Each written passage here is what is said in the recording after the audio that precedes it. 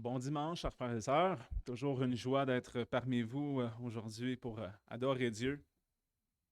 Et on va poursuivre aujourd'hui cette série sur la doctrine de l'élection. On est rendu à la partie 3 qui s'intitule Amour de Dieu et expiation limitée.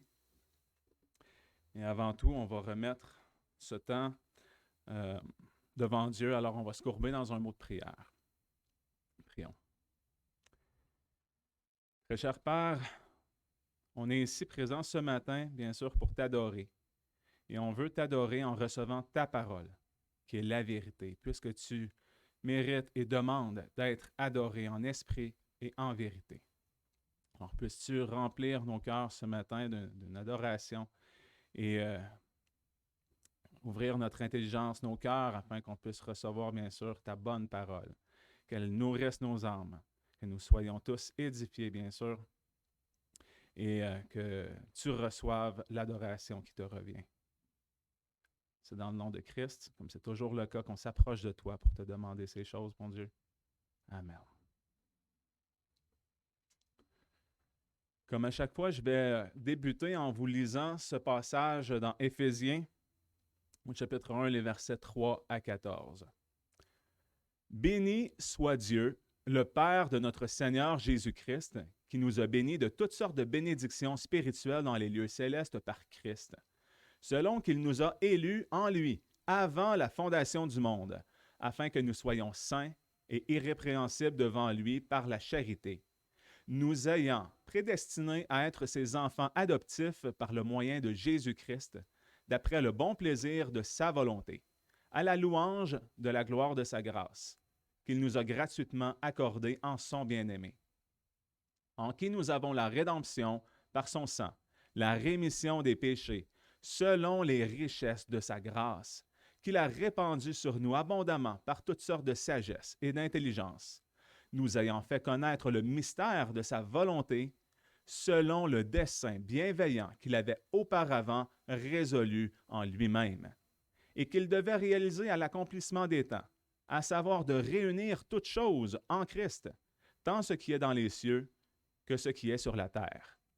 C'est en lui aussi que nous sommes devenus héritiers, ayant été prédestinés, d'après le décret de celui qui opère toutes choses selon le dessein de sa volonté, afin que nous servions à la louange de sa gloire, nous qui avons les premiers espéré en Christ.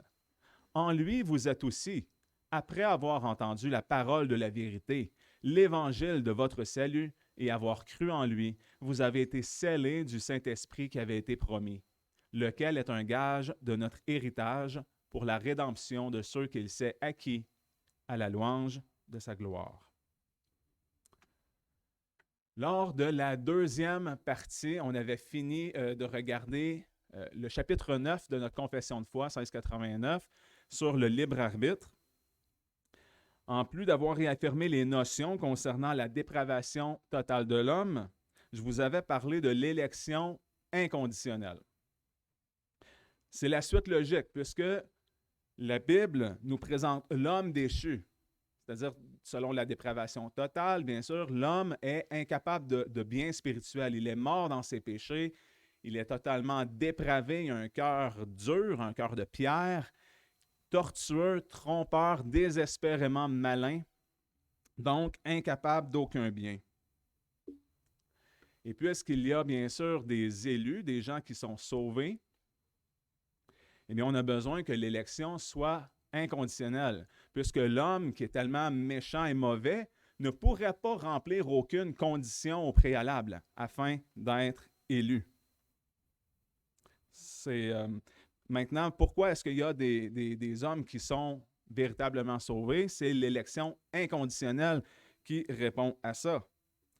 Dieu choisit certains hommes qu'il a décidé librement de racheter au prix de son sang, du sang de son Fils bien-aimé, Jésus-Christ, qu'il a donné par amour et pour sa propre gloire. Ces vérités peuvent déranger puisque cela affecte directement la conception qu'on peut avoir de Dieu quant à sa justice et son amour.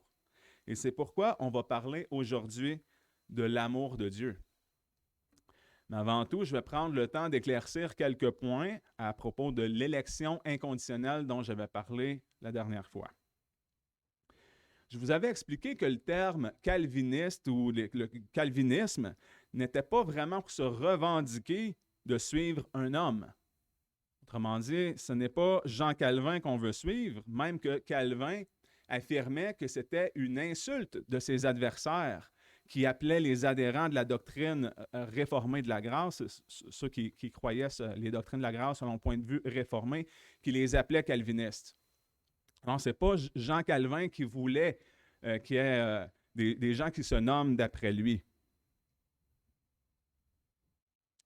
Je veux aussi vous démontrer que la doctrine de l'élection inconditionnelle ou de toute la prédestination ne repose pas uniquement sur les enseignements de Jean Calvin. Ça se repose sur la parole de Dieu. Je crois avoir déjà démontré ça. Mais on voit aussi que dans l'histoire de l'Église, Calvin n'est pas le seul ni le premier à avoir enseigné ça. Au 5e siècle, il y a Augustin qui fut le premier à articuler plus clairement sur le sujet.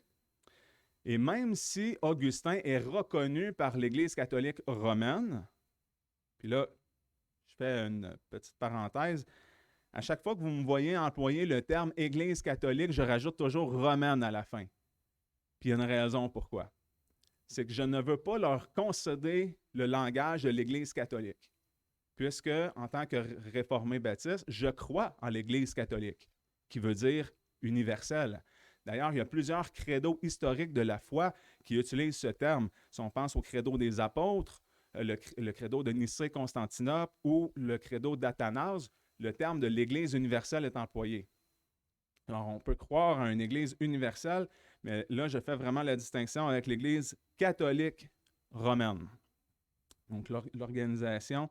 Et eux, ils ont canonisé Augustin. Le pape, c'est-à-dire celui qu'eux appellent le pape, même ce terme-là, on ne devrait pratiquement pas l'employer, ça veut dire père. Et puis, comme Jésus nous dit, n'appelez personne ici-bas sur cette terre père, vous avez un seul père qui est au ciel. Donc, pas dans le sens d'un père biologique ou quand on fait référence à ceux qui nous ont précédés dans la foi, comme les pères de l'Église, mais plutôt dans un sens d'autorité spirituelle, c'est exactement ce que s'attribue celui qu'ils appellent le pape, qui se fait nommer aussi le vicaire de Dieu, le remplaçant de Dieu. C'est un blasphème. Et Boniface VIII, lui, il a canonisé Augustin en 1298 et ils l'ont aussi reconnu comme étant un docteur de l'Église. Et malgré cela, l'enseignement d'Augustin sur la doctrine de l'élection ou de la prédestination, tel qu'il l'avait écrit, enseigné, n'a jamais été accepté au sein de l'Église catholique romaine officiellement. Ensuite, avant la Réforme, il y a un théologien allemand du nom de Gottschalk. Gottschalk, lui, c'est en lisant les écrits d'Augustin qu'il a été pleinement convaincu de la souveraine prédestination. Et qu'est-ce qui lui est arrivé? Les catholiques romains l'ont fait mourir martyrisé, lui qui a pourri dans une prison infecte en France. Au temps de la Grande Réforme, Martin Luther, lui, croyait aussi en la souveraine prédestination, mais il n'en fit jamais une partie intégrante de sa théologie. Martin Luther, lui, il a vraiment mis l'accent sur la doctrine de la justification par la foi seule. Et c'est Jean Calvin qui a plus développé sur la doctrine de l'élection inconditionnelle.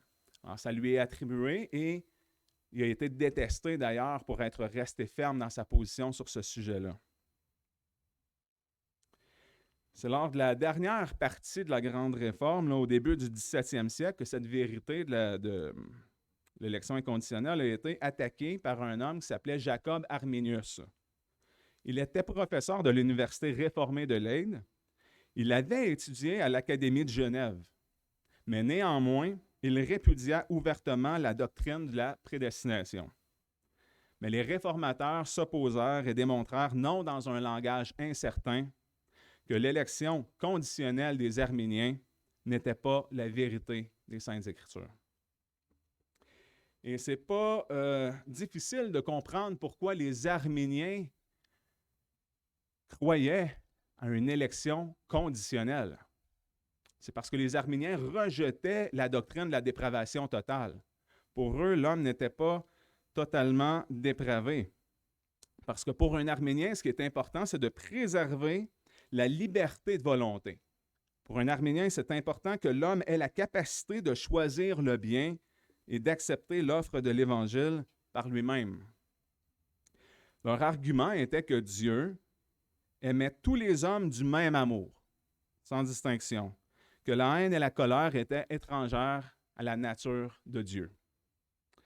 C'était l'intention et le désir de Dieu de sauver tous les hommes par une rédemption universelle, c'est-à-dire une croix universelle où Jésus-Christ est mort pour les péchés de chaque homme sans distinction. Mais est-ce que le sang de Jésus a véritablement coulé à la croix pour tous les hommes individuellement? C'est ce qu'on va analyser aujourd'hui à la lumière des Saintes Écritures en traitant du sujet de l'expiation. D'ailleurs, ce point du calvinisme est le plus contesté.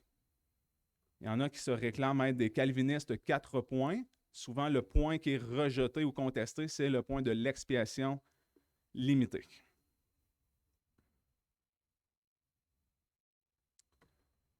Romains 8, 33. Qui accusera les élus de Dieu? Dieu est celui qui les justifie. Les Arméniens affirment que Dieu choisit d'avance ceux qu'il sait qu'ils vont croire. L'élection de Dieu sera pour ceux que Dieu a vu d'avance accepter l'Évangile. L'élection de Dieu, finalement, c'est pour ceux qu'il sait, qui voient dans son omniscience que par un acte de leur propre volonté, accepteront de croire et persévéreront dans l'acceptation de l'Évangile et vont garder cette foi qu'ils ont eux-mêmes exercée. Donc, l'élection est basée finalement sur la décision de l'homme selon la théologie arménienne. Mais Dieu désire se glorifier lui-même en Christ. Et c'est l'aspect principal de ce beau passage en Éphésiens au chapitre 1 que je vous ai lu au tout début qui parle d'élection. Dieu détermine de faire connaître sa gloire à travers Christ. Donc, c'est par Christ qui est né d'une vierge et qui a habité parmi nous. Par Christ qui a souffert à la croix jusqu'à sa mort. Par Christ en le ressuscitant dans la puissance et la gloire. Par Christ en l'exaltant au plus haut des cieux. Et par Christ lors de son retour à la fin des temps pour rétablir sa justice et son royaume éternel. Christ est l'entière révélation de la gloire de Dieu. Et voilà qui nous ramène au sujet de l'élection, parce que aussitôt qu'on prononce le nom de Christ, on parle de l'élu. Le Christ qui est le oint, l'élu de Dieu, le choisi. Il est né à Bethléem, dans une chair comme la nôtre. Il est mort sur la croix à la place de son peuple pour satisfaire la justice de Dieu qui exigeait le châtiment pour le péché. Il est ressuscité du tombeau, vainqueur sur la mort pour son peuple. Il est dans les lieux célestes à la droite de Dieu, priant pour ceux que le Père lui a donnés et préparant toutes choses afin que son peuple puisse venir à lui dans la gloire éternelle. Toutes ces choses sont vraies parce que les élus sont choisis en Christ avant la fondation du monde, comme on l'a lu. Autant Dieu détermine de se glorifier lui-même en Christ, Dieu va aussi se glorifier à travers son peuple, un peuple choisi, un peuple particulier, zélé pour les bonnes œuvres qu'il s'est acquis. Donc, 2 questions importantes ici. Est-ce que Dieu nous a manifesté son amour parce qu'il a vu qu'on l'aimerait?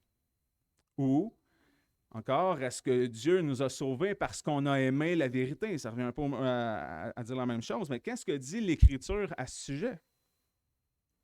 1 Jean 4, 19. Pour nous, nous l'aimons parce qu'il nous a aimés le premier. L'important, c'est de comprendre que ça débute avec Dieu. Alors, ce n'est pas Dieu qui a vu d'avance que nous, on l'aimerait et c'est pour ça qu'il décide de nous manifester son amour à nous, c'est plutôt Dieu nous aime. Et ensuite, parce que Dieu nous a aimés, nous l'aimons. Ça débute avec Dieu. Et l'amour de la vérité est quelque chose qu'on reçoit. C'est un don de Dieu. 2 Thessaloniciens, chapitre 2, versets 9 à 12.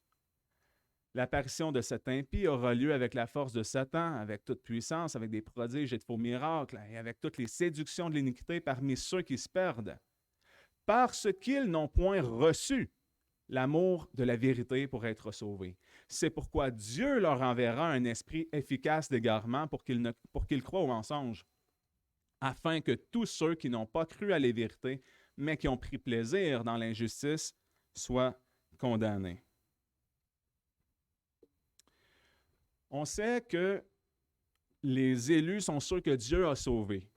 Dans Matthieu 24, 31, Jésus, à son retour, il envoie ses saints anges qui rassemblent les élus des extrémités de la terre jusqu'aux extrémités du ciel.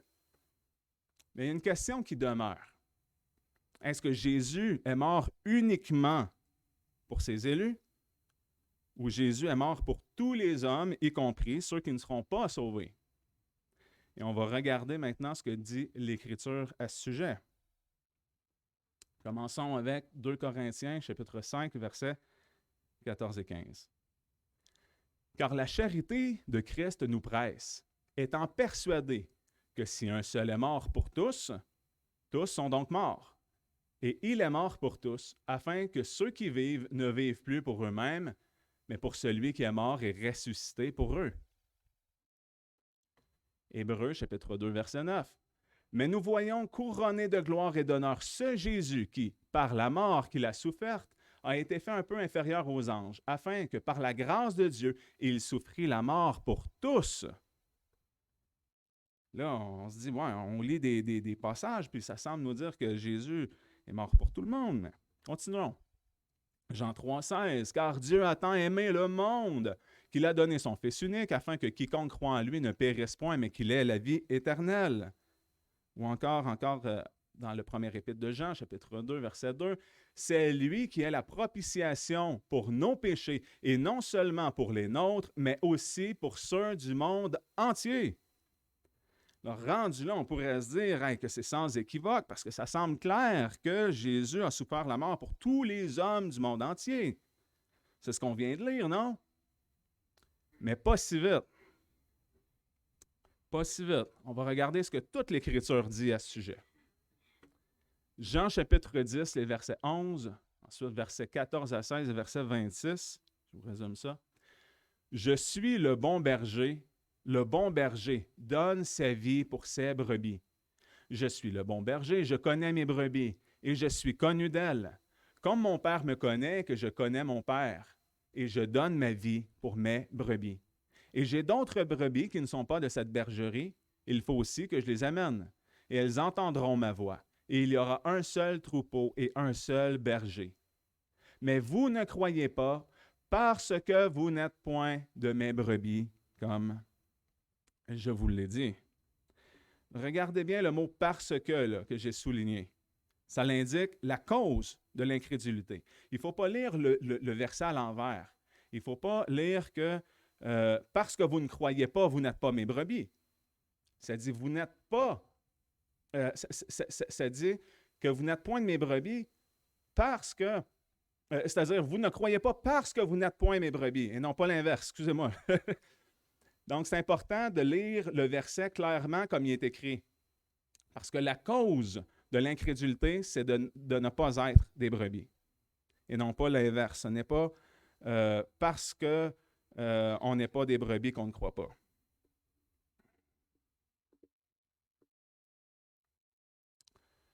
Jean 17, les versets 9, 10 et 20. « Je prie pour eux, je ne prie pas pour le monde, mais pour ceux que tu m'as donnés, parce qu'ils sont à toi. Et tout ce qui est à moi est à toi, et ce qui est à toi est à moi, et je suis glorifié en eux. Or, je ne prie pas seulement pour eux, mais aussi pour ceux qui croiront par leur parole. » Titre 2, versets 13 et 14. « En attendant la bienheureuse espérance et la manifestation de la gloire de notre grand Dieu et Sauveur Jésus-Christ, qui s'est donné lui-même pour nous, c'est-à-dire les croyants, afin de nous racheter de toute iniquité et de nous purifier et de se former un peuple particulier, zélé pour les bonnes œuvres. Alors, quand on parle d'expiation limitée, l'autre terme qu'on peut utiliser aussi, c'est la rédemption particulière. Alors, on parle d'un peuple particulier. Éphésiens 5, verset 25. Marie, aimez vos femmes comme aussi Christ a aimé l'Église et s'est livré lui-même pour elle. Pour qui? L'Église. Si je récapitule, 2 Corinthiens 5, versets 14 et 15, Hébreux 2, 9, Jean 3, 16 et 1 Jean 2, 2 nous disent que Jésus est mort pour tous ou pour le monde entier, tandis que dans Jean 10, plusieurs versets, Jean 17, Tite 2, 14 et Éphésiens 5, 25, nous disent que Jésus a donné sa vie pour ses brebis, qu'il ne prie pas pour le monde, mais seulement pour ceux que le Père lui a donnés, et qu'il s'est livré pour son Église. Il y a donc 3 conclusions possibles. Conclusion numéro 1, la Bible se contredit. Tout de suite, on devrait balayer cette conclusion-là du revers de la main puisqu'on reconnaît que l'Écriture ne se contredit pas. Autant les arméniens que les calvinistes vont être d'accord sur ce point-là, il n'y a pas de contradiction dans les Saintes Écritures. Alors, on peut rejeter la première conclusion. Conclusion numéro 2, tout le monde fait partie des brebis. Encore une fois, on devrait rejeter cette interprétation-là, puisque si on la choisit, on retourne avec le problème de contradiction, puisque l'Écriture nous dit qu'à la fin, Jésus va séparer les brebis des boucs. Donc, ce n'est pas tout le monde qui est l'Église, ce n'est pas tout le monde qui fait partie des brebis. La troisième conclusion, le mot tous ou l'expression monde entier ne fait pas référence à tous les êtres humains sans exception, mais plutôt pour souligner la portée, que la portée ne se limite pas seulement au monde juif, mais à toutes les nations. Inévitablement, puisqu'il n'y a pas de contradiction, la conclusion numéro 3 est la bonne. Lorsque la parole de Dieu nous dit que Jésus est mort pour tous, cela signifie qu'il n'est pas seulement mort pour le peuple juif, mais pour les croyants qui proviennent de tout peuple, toute langue, toute tribu, toute nation. C'est aussi le même langage utilisé par Jean dans le même évangile au chapitre 11, et on le voit aussi utilisé par Jean dans l'Apocalypse. On va regarder Jean 11, versets 49 à 52. Mais Caïphe, l'un d'entre eux, qui était souverain sacrificateur de cette année-là, leur dit, « Vous n'y entendez rien, et vous ne considérez pas qu'il nous importe qu'un seul homme meure pour le peuple, et que toute la nation ne périsse pas. Or, il ne dit pas cela de son propre mouvement, mais étant souverain sacrificateur cette année-là, il prophétisa que Jésus devait mourir pour la nation. Et non seulement pour la nation, mais aussi pour rassembler en un seul corps les enfants de Dieu dispersés. » Apocalypse 5.9. Et il chanta un cantique nouveau, disant, « Tu es digne de prendre le livre et d'en ouvrir les sceaux, car tu as été immolé, et tu nous as rachetés à Dieu par ton sang, de toute tribu, de toute langue, de tout peuple et de toute nation. » Et cette même vérité fut anticipée tout au long, même dans l'Ancien Testament, que le Messie sauverait non seulement les Juifs, mais le monde entier, c'est-à-dire les païens aussi, les non-juifs. On peut voir ça annoncé dans la Genèse, puis on le voit réaffirmé à de nombreuses reprises dans le Nouveau Testament. Jésus lui-même dans Matthieu 8, 11. On va lire maintenant Genèse 12, 1 à 3. Et l'Éternel avait dit à Abraham, « Va-t'en hors de ton pays. » Abraham, c'était son nom avant d'être changé pour Abraham. « Va hors de ton pays et de ta parenté et de la maison de ton père vers le pays que je te montrerai. Et je te ferai devenir une grande nation, et je te bénirai.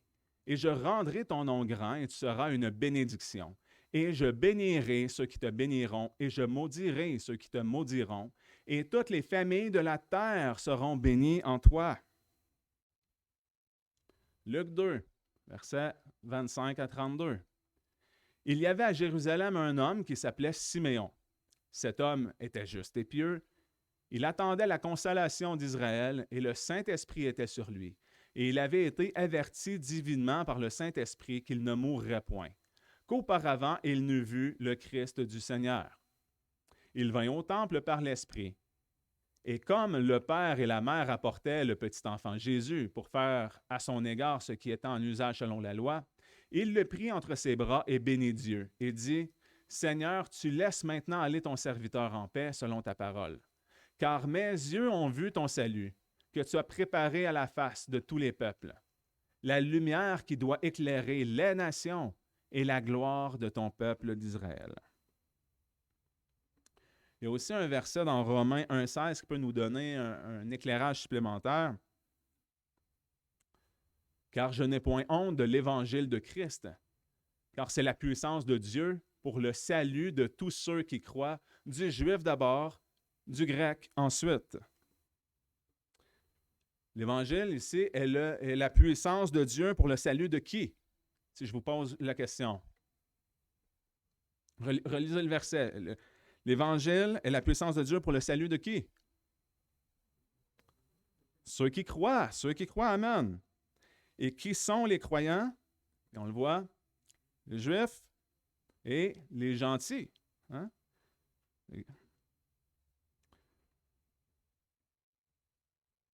Est-ce que ça signifie que tous les hommes de la terre, du monde entier, sont croyants? Non. Mais ça signifie que les croyants proviennent à la fois du monde juif et du monde grec, c'est-à-dire tout le monde non juif ici qui est désigné par les Grecs. Alors on sait que les croyants proviennent de toutes les nations du monde. Et maintenant, la question qu'on devrait se poser, c'est qui sont spécifiquement ceux qui croient? Qui sont ces croyants? Parce qu'à moins de sombrer dans l'universalisme et de penser que tout le monde, sans exception, est sauvé, ce qui contredirait l'Écriture, parce qu'on sait que la majorité des gens ne sont pas sauvés, large est le chemin qui mène à la perdition, eh bien, on doit se demander, mais qui sont ces croyants qui sont sauvés? Est-ce que l'Écriture répond à cette question?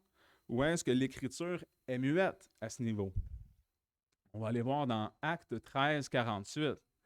Les gentils, entendant cela, c'est-à-dire la bonne nouvelle, se réjouissaient et donnaient gloire à la parole du Seigneur, et tous ceux qui étaient destinés à la vie éternelle crurent.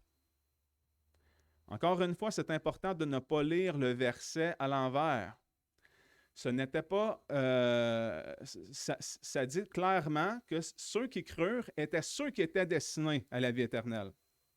Ce n'est pas dit le contraire. Ce n'est pas dit que tous ceux qui crurent furent ensuite destinés à la vie éternelle.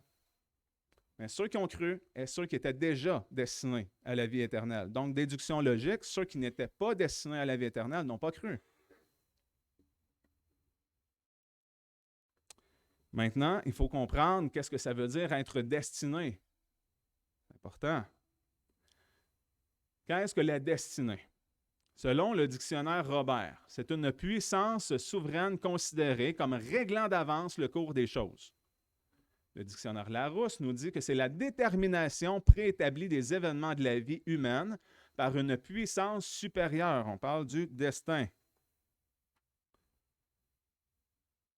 La Bible nous parle clairement de prédestination et d'élection. Matthieu 22, 14, ça nous dit qu'il y a beaucoup d'appelés, mais peu d'élus. Alors, lorsqu'on voit le mot « élu », on doit en comprendre le terme « choisi ». C'est comme un synonyme. Une personne élue est une personne choisie. La même chose quand on fait des élections en politique. Nous, on a un système démocratique, alors c'est par des votes. Et on choisit qui va nous gouverner. Est-ce qu'on fait toujours les bons choix? Ça, c'est un autre débat. Mais ceux qui se présentent en politique vont faire une campagne électorale. Hein? Ils vont nous vendre leur salade, ils vont nous faire toutes sortes de promesses. Ils vont essayer de se montrer meilleurs que les autres afin qu'on puisse les choisir eux. Mais Dieu ne nous choisit pas d'après nos promesses ou nos actions ou nos performances. On le dit, nous sommes choisis inconditionnellement.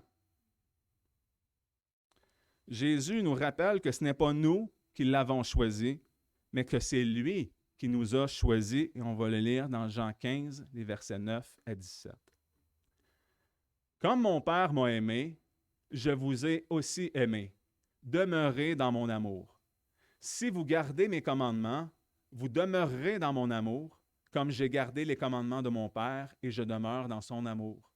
Je vous ai dit ces choses afin que ma joie demeure en vous et que votre joie soit accomplie. Mon commandement, c'est que vous vous aimiez les uns les autres, comme je vous ai aimé. Nul n'a un plus grand amour que celui qui donne sa vie pour ses amis.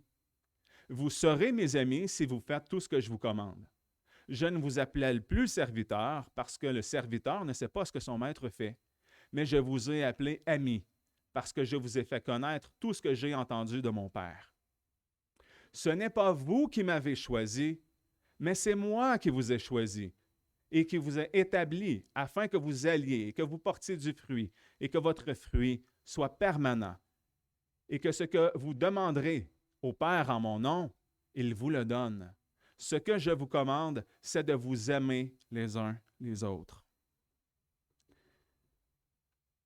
Je veux qu'on porte attention ici, quand ça dit « ce n'est pas vous qui m'avez choisi, mais c'est moi qui vous ai choisi, qui vous ai établi, afin que », ça indique le but ici. Donc, il y a un but de l'élection, du choix de Dieu. Alors, ce n'est pas parce que vous avez porté du bon fruit que je vous ai choisi.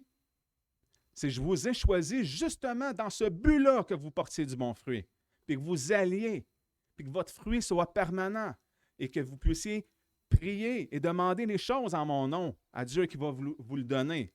Bien sûr, lorsque c'est fait selon la volonté de Dieu. Et certains vont répondre à ce passage-là en disant que ça concerne uniquement les apôtres. Pour dire, ça ne s'applique pas à nous. Jésus, oui, il s'adresse aux apôtres en disant, c'est pas moi, c'est pas vous qui m'avez choisi, c'est moi qui vous a choisi. Mais il y a deux problèmes d'essayer de s'échapper à cette vérité en utilisant cet argument-là. Premièrement, si on croit que cette vérité s'applique seulement aux apôtres, cela voudrait aussi dire que le reste de l'enseignement, comme quoi que Jésus a donné sa vie seulement pour ses amis, que ça s'applique juste aux apôtres, qu'il aurait juste donné sa vie pour ses apôtres, ça ne marche pas. Pourtant, Jésus affirme que ses amis sont tous ceux qui obéissent à ses commandements. Cela est conséquent avec sa réponse dans Matthieu 12, versets 46 à 50, « Qui est ma mère? Et qui sont mes frères? » En étendant sa main sur ses disciples.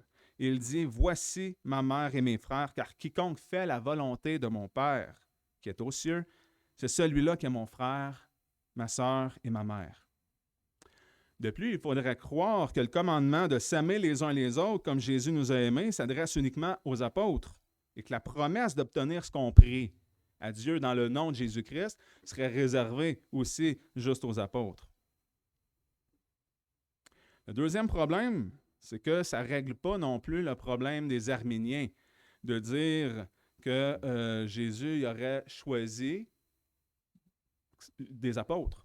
Parce que il concède par là que Jésus a quand même choisi des hommes parmi d'autres.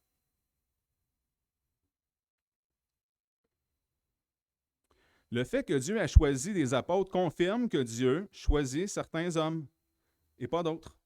Et comme on l'a déjà statué dans mon premier enseignement, nul n'est bon, nul ne cherche Dieu. Donc, les apôtres n'auraient pas pu être choisis par Dieu en fonction de leur performance. Les apôtres, eux aussi, étaient totalement dépravés et qui avaient besoin d'un sauveur.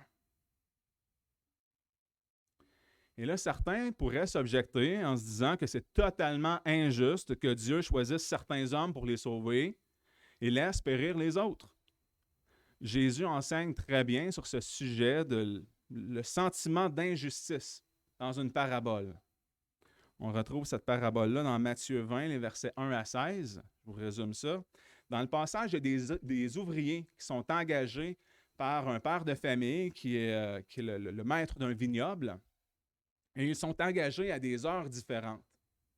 Et quand arrive la fin de la journée, le père de famille, le maître du vignoble, remet le salaire à chacun des ouvriers et il leur donne tous le même salaire. Alors, résultat, il y en a qui vont commencer à murmurer contre le père de famille en se disant « mais c'est totalement injuste ». Il y en a qui n'ont quasiment pas travaillé, puis ils ont le même salaire que nous. Nous, on mérite plus, on a travaillé plus. Je paraphrase.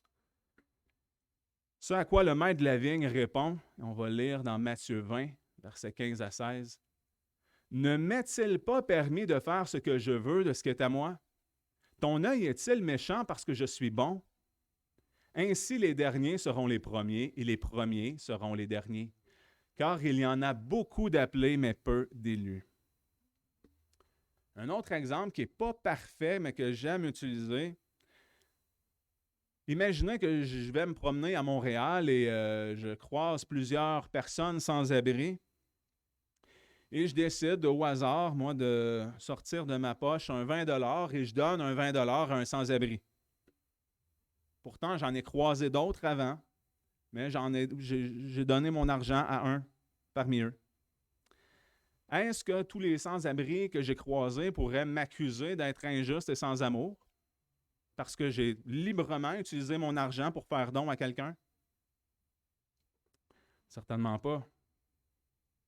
Mais Paul va anticiper le même sentiment d'injustice dans son épître au chapitre 9 de Romains. Et ça, on va voir ça dans un prochain prêche qui est intitulé « La justice de Dieu et la grâce irrésistible » la prochaine fois. Mais aujourd'hui, on va vraiment traiter de l'amour de Dieu. Est-ce que l'amour d'un père dépend vraiment de la liberté qu'il laisse à ses enfants? Parce que pour les Arméniens, Dieu ne peut pas être amour s'il choisit certains hommes et pas d'autres. Et que ce choix ne dépende pas de nous ou de nos performances ou d'une foi qu'il aurait vue dans le corridor du temps.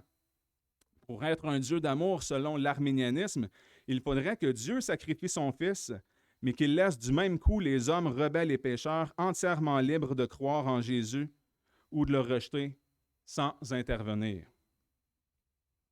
Ce à quoi je vous réponds que si Dieu n'intervient pas, bien personne ne serait sauvé. Parce que nul n'est bon, personne ne peut désirer un quelconque bien spirituel. Nous sommes spirituellement morts. On a besoin de l'intervention de l'Esprit Saint. On a besoin que Dieu nous donne la foi, qu'il change notre cœur, qu'il ôte le cœur de pierre et nous donne un cœur de chair pour qu'on puisse ainsi réagir positivement à l'Évangile.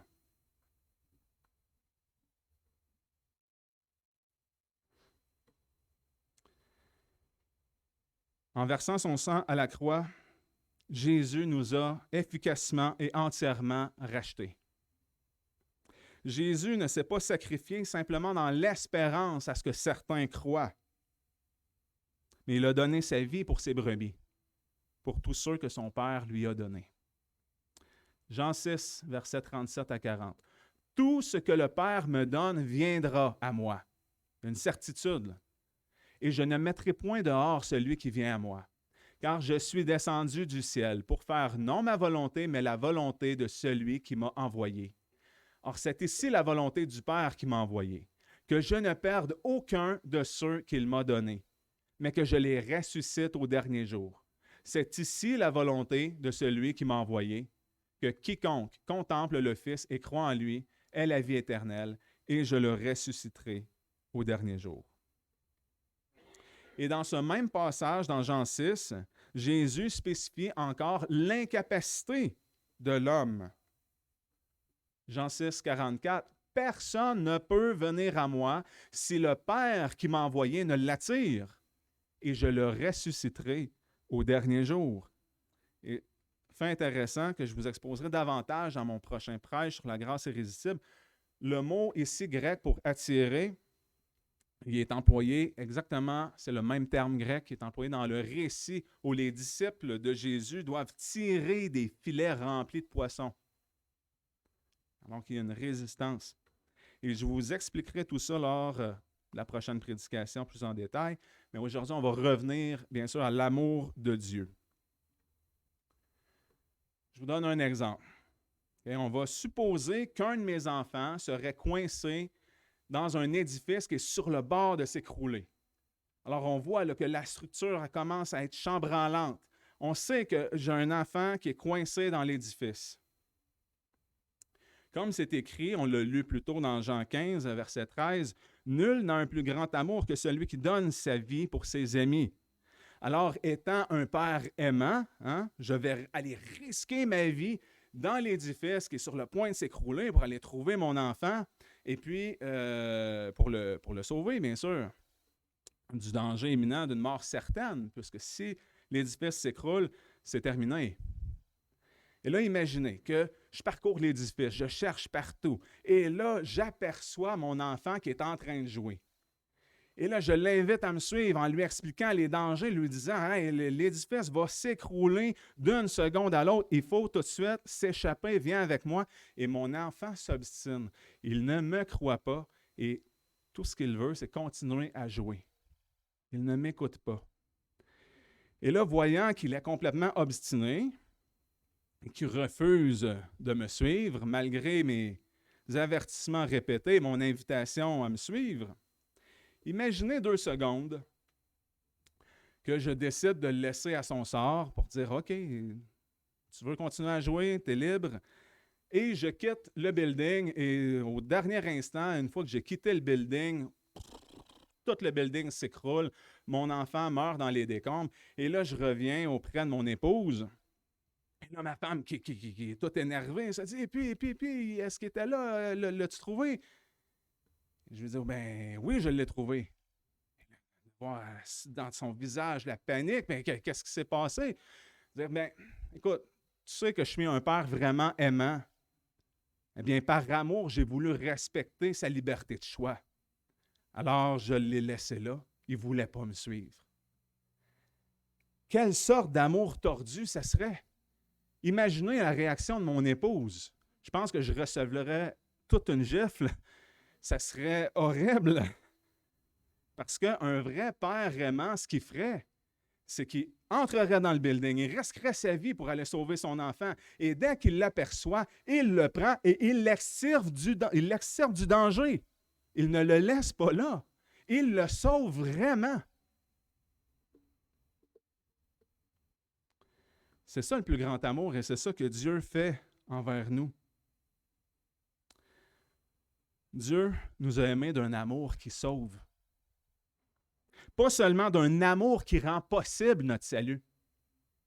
Jésus a payé le prix de sa vie afin de sauver tous ceux qu'il s'est acquis. Autrement dit, le sang de Christ n'a pas coulé en vain pour personne. Titre 2, versets 13 et 14. En attendant la bienheureuse espérance et la manifestation de la gloire de notre grand Dieu et Sauveur Jésus-Christ, qui s'est donné lui-même pour nous, afin de nous racheter de toute iniquité et de nous purifier et de se former un peuple particulier zélé pour les bonnes œuvres. John Murray, dans son livre, qui s'intitule « Redemption Accomplished and Applied », je vous le cite, il a dit « C'est dénaturer le concept de la rédemption comme une garantie efficace de libération par le prix et par le pouvoir que de l'interpréter comme autre chose que l'accomplissement effectif qui assure le salut de ceux qui en sont les objets.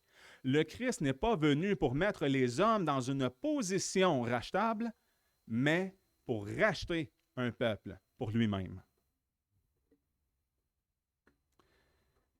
Voici une question de la plus haute importance. Christ a-t-il satisfait la colère divine sur la croix, oui ou non? Parce que s'il ne l'a pas fait, qui va le faire? Et quand? Mais s'il l'a fait, si Jésus a satisfait la colère divine à la croix, eh bien pour qui? Il serait contraire à la Bible de conclure que Jésus a satisfait la colère de Dieu et porté les péchés de ceux qui souffrent déjà en enfer. Ça ne marche pas. S'il a payé leur peine, pourquoi est-ce qu'ils souffrent encore? Pourquoi est-ce qu'il les punit une seconde fois? Ce serait illogique. La réponse est que Jésus a apaisé la colère de Dieu, satisfait la justice divine et porté les péchés des élus, c'est-à-dire de tous ceux qui croient en lui et non pas pour tous les hommes sans exception. Et c'est ce qu'on appelle la rédemption particulière ou l'expiation limitée. C'est ce que ça signifie, que certains hommes sont entièrement rachetés par Jésus, véritablement. Ainsi, il n'y a aucune goutte du sang de Christ qui est gaspillée, qui a été versée en vain, puisque cela, le sang de Christ, a servi à payer la dette de tous ceux pour qui Jésus a versé son sang. Et seuls les croyants sont au bénéfice de ça. Seuls les péchés des croyants sont expiés. Et c'est pourquoi on parle de limitation. Quand on parle de la doctrine de l'expiation limitée, on parle de limitation dans le terme de la portée. C'est-à-dire que on limite que c'est simplement pour les élus et non pas pour tous les hommes sans distinction. Parce qu'on ne limite pas la valeur. Le sang de Christ est suffisant pour nous racheter pleinement. De l'autre côté, eux, les Arméniens, ils utilisent le terme expiation illimitée parce qu'ils ne limitent pas la portée. Ils vont dire que Christ est mort vraiment pour chaque individu, tous les hommes, mais ils font la grave erreur de limiter la valeur et l'efficacité du sang de Christ. Et ça, c'est grave. Ça voudrait donc dire que le sang de Christ a coulé pour des gens qui n'ont pas véritablement racheté. Et quand on parle du sang de Christ, on parle de sa vie entière. On ne parle pas nécessairement de l'objet. Il n'y a pas personne qui pourrait arriver avec une fiole de sang séché de Jésus et puis croire qu'il va aller dans le royaume éternel à cause de ça, basé là-dessus, sur l'objet.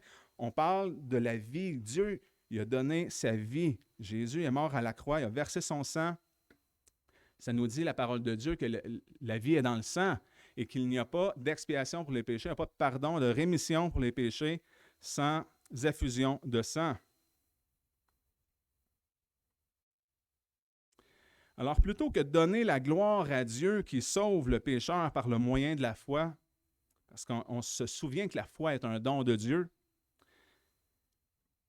ceux qui endossent l'arminianisme vont priver ainsi Dieu d'une parcelle de gloire en attribuant à l'homme la touche finale de son salut.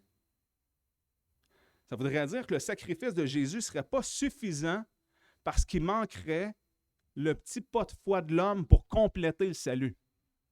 Pour moi, c'est un blasphème.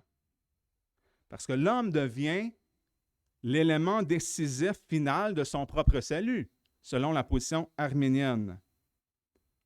Alors, pensez-vous que c'est vraiment selon ce modèle qui redonne toute la gloire à Dieu? Jean 3,16, « Car Dieu a tant aimé le monde qu'il a donné son Fils unique afin que quiconque croit en lui ne périsse point, mais qu'il ait la vie éternelle. » Alors, ça serait terrible de penser que l'amour vient de Dieu, le sacrifice parfait vient de Dieu, l'Évangile vient de Dieu, mais la foi, elle vient de l'homme. La nouvelle naissance serait le résultat du choix de l'homme. Dieu serait celui qui rend possible le salut à 100%, mais il ne serait pas celui qui vous sauve à 100%, selon le modèle arménien. Mais dans le modèle calviniste, ou on pourrait dire le modèle augustinien, comme on l'a vu tantôt, je pourrais même dire le modèle paulinien. Hein, l'apôtre Paul était calviniste avant Calvin. Dieu est l'auteur de notre salut complet. Dieu nous fait grâce de son amour en nous donnant son Fils unique. Dieu nous fait grâce en nous régénérant par son Esprit Saint.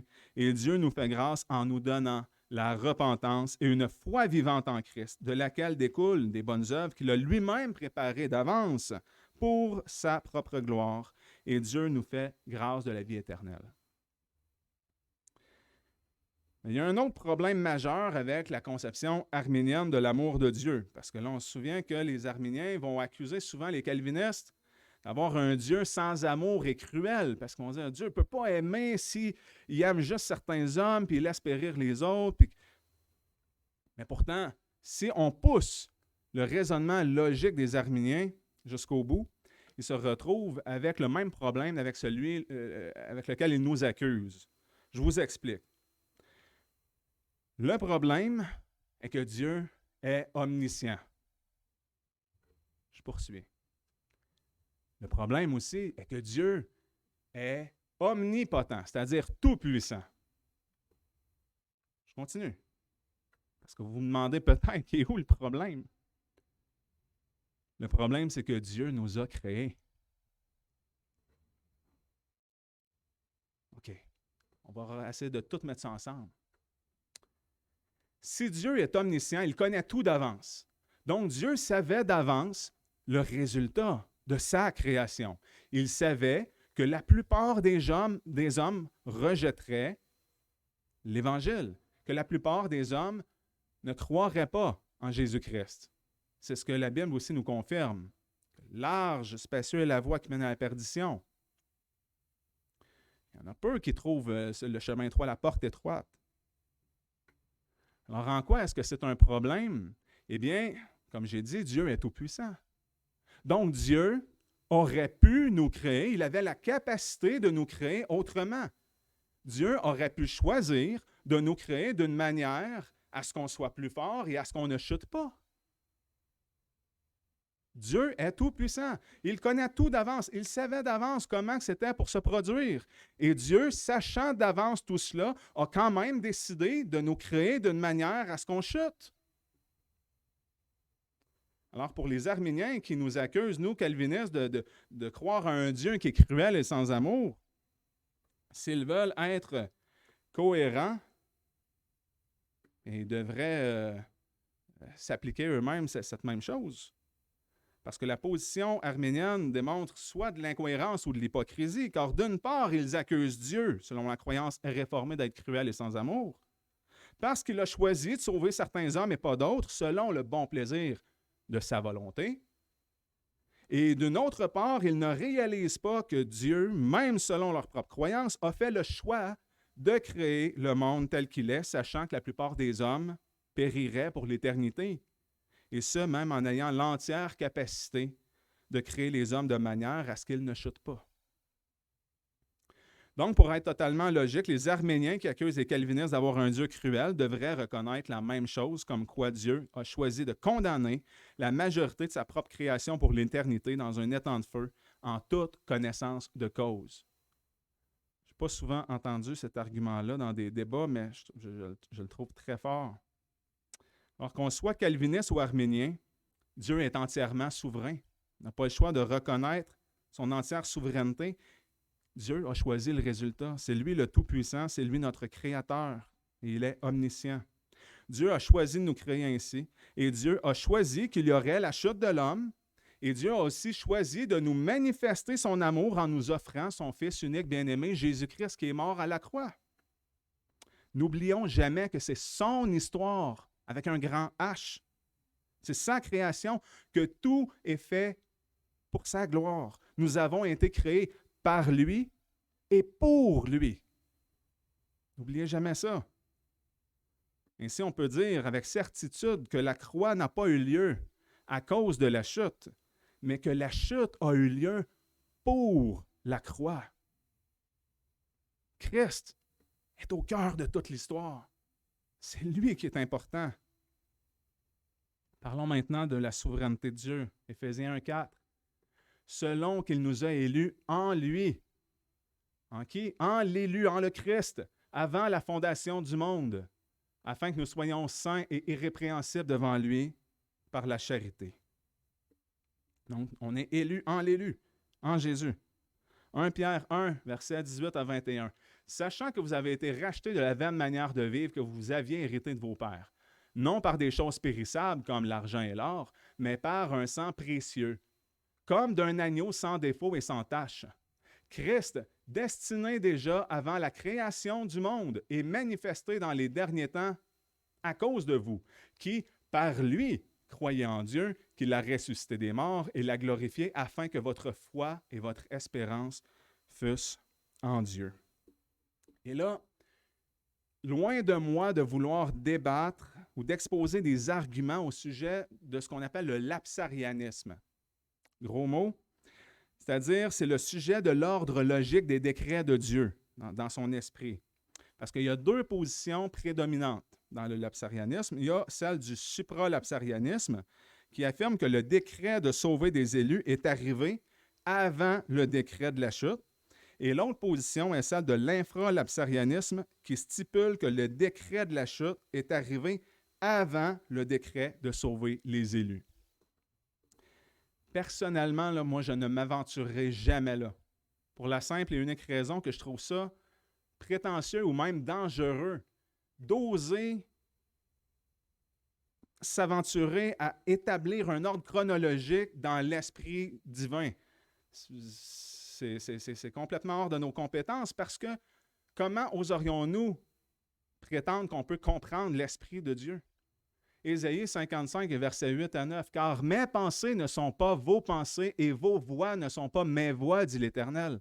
Car autant les cieux sont élevés au-dessus de la terre, autant mes voix sont élevées au-dessus de vos voix et mes pensées au-dessus de vos pensées. » Alors, comme vous voyez, je ne veux pas prétendre tout expliquer, l'ordre chronologique des décrets divins, mais tout ce que j'ai voulu faire, c'est vous démontrer la faille dans le système de l'arminianisme. Et surtout, le point le plus important, c'est de m'assurer à ce que Jésus-Christ et la gloire de Dieu soient au cœur de notre théologie. C'est ça qu'on doit retenir. Et concernant la souveraineté de Dieu, nous devons reconnaître que Dieu est entièrement libre de décréter tout ce qu'il veut. Il est Dieu. Il est au-dessus de toute chose. Ésaïe 46, 10. « J'annonce dès le commencement ce qui doit arriver, et longtemps d'avance ce qui n'est pas encore fait. Je dis, mon dessein tiendra, et j'exécuterai toute ma volonté. » Et un verset que j'ai cité au début, Éphésiens 1, 11. « C'est en lui que nous sommes aussi devenus héritiers, ayant été prédestinés d'après le décret de celui qui opère toutes choses selon le dessein de sa volonté. » Je ne pourrais pas, bien sûr, terminer un enseignement sur la rédemption particulière ou l'expiation limitée sans vous parler de l'œuvre le plus colossale et le plus influent qui a été écrit à ce sujet. Je parle bien sûr du livre de John Owen. John Owen qui a écrit « The Death of Death in the Death of Christ ». Je vous traduis, c'est la mort de la mort dans la mort de Christ. Et John Owen utilise un argument assez fort que je vais vous exposer ici. Je cite. « Dieu a imposé sa colère à cause de cela et Christ a subi les douleurs de l'enfer, soit, 1, pour tous les péchés de tous les hommes, 2, pour tous les péchés de certains hommes, ou 3, pour certains péchés de tous les hommes. » Alors, si on part avec le dernier cas, le troisième point, que Christ aurait subi tout ça pour certains péchés de tous les hommes, eh bien, ça voudrait dire que personne ne serait sauvé. Personne ne serait sauvé parce qu'un seul péché est assez grave pour nous valoir une condamnation éternelle. Souvenons-nous qu'Adam et Ève ont péché une fois avant d'être chassés du jardin d'Éden. Et si on brise un seul des commandements, on devient coupable de tous, d'avoir brisé toute la loi aux yeux de Dieu. Si c'est le second cas, c'est-à-dire que Jésus a tout subi ça pour tous les péchés, mais de certains hommes, eh bien, c'est exactement ce qu'on affirme, c'est ce qu'on croit. C'est-à-dire que Christ a porté tous les péchés, c'est-à-dire qu'il a porté, il a payé la dette en versant son sang pour tous les péchés, mais de certains hommes, c'est-à-dire des élus, des croyants. Et si on prend le premier argument, que ça serait que Christ a subi pour tous les péchés de tous les hommes, eh bien, soit on tombe dans une hérésie qui est l'universalisme, en croyant que tout le monde est sauvé. Encore une fois, on contredirait l'Écriture.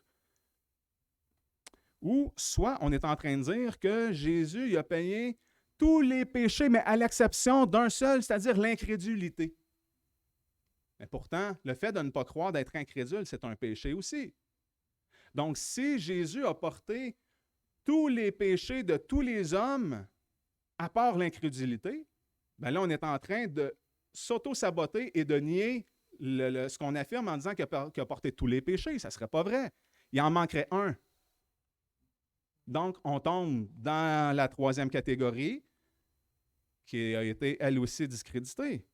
Fait qu'on voit dans l'argument de John Owen, dans d'autres mots, le scénario numéro 1 nous conduit soit à l'hérésie de l'universalisme ou à une contradiction flagrante. Dans le scénario numéro 3, personne ne serait sauvé puisqu'un seul péché est assez grave pour nous mériter une condamnation certaine et éternelle. Alors, si Christ n'a pas porté tous nos péchés, on est foutu. Déduction logique, Christ est mort en portant tous les péchés, sans exception, mais de certains hommes, c'est-à-dire ses élus. Le scénario numéro 2 est le bon. En conclusion, 2 Corinthiens 5, 21. Celui qui n'a point connu le péché, il l'a fait devenir péché pour nous, afin que nous devenions en lui justice de Dieu. Et là, il y en a qui ont été déjà convaincus de l'expiation limitée, de la rédemption particulière, simplement basée sur ce verset-là. Si on prend le temps de vraiment le méditer, à quel moment Jésus est-il devenu péché? À la croix. Hein, il fut rendu malédiction étant pendu au bois. Et si Jésus est devenu péché pour toute l'humanité au complet, hein, parce que les arméniens disent que Jésus est allé à la croix pour tout le monde sans exception, donc Jésus serait devenu péché pour toute l'humanité au complet, cela voudrait dire, si on se fie à la logique du verset, que toute l'humanité au complet serait devenue en lui justice de Dieu. Ça ne fonctionne pas. Ça ne fonctionne pas. Puisqu'on sait que le Seigneur a donné sa vie pour ses brebis, pour tous ceux que Christ a reçus du Père. Et tous ceux que le Père a donnés à Christ seront véritablement sauvés. On peut avoir cette assurance-là. En conclusion, Dieu a donné son Fils unique en sacrifice afin que les croyants soient justifiés. Jésus s'est lui-même livré en victime propitiatoire afin de racheter son Église, son peuple particulier. Notre Seigneur a donné sa vie pour ses brebis et pour tous ceux pour qui Christ est mort seront sauvés. Ceci dit, l'appel de l'Évangile est pour tous. Il y a deux types d'appels. Il y a un appel général, c'est-à-dire que la prédication de l'Évangile, elle doit être faite sans distinction à tous les hommes de l'humanité. Prêchons l'Évangile. Mais ensuite, il y a un appel particulier. Et nous allons examiner cela plus attentivement lors de ma prochaine prédication sur la grâce irrésistible et la justice de Dieu. Je vous remercie, bien sûr, pour votre attention. Nous allons nous courber dans un temps de prière. Oh, très cher Père, qu'il est bon de se remémorer ces choses, mon Dieu. De savoir que c'est toi qui nous as élus, que ce n'est pas nous qui avons fait quoi que ce soit pour mériter un tel amour. Tu nous as aimés parce que tu nous as aimés. C'est toi qui es amour, c'est toi qui es bon. Alors, on ne peut qu'être humilié aux pieds de la croix de Christ et recevoir cet amour que tu nous manifestes et t'adorer en retour, mon Dieu. Merci de t'avoir formé ce peuple particulier, zélé pour les bonnes œuvres, de nous permettre d'être réunis en Église ce matin pour t'adorer. On veut bien sûr que toute la gloire te revienne à toi seul, mon Dieu. Amen.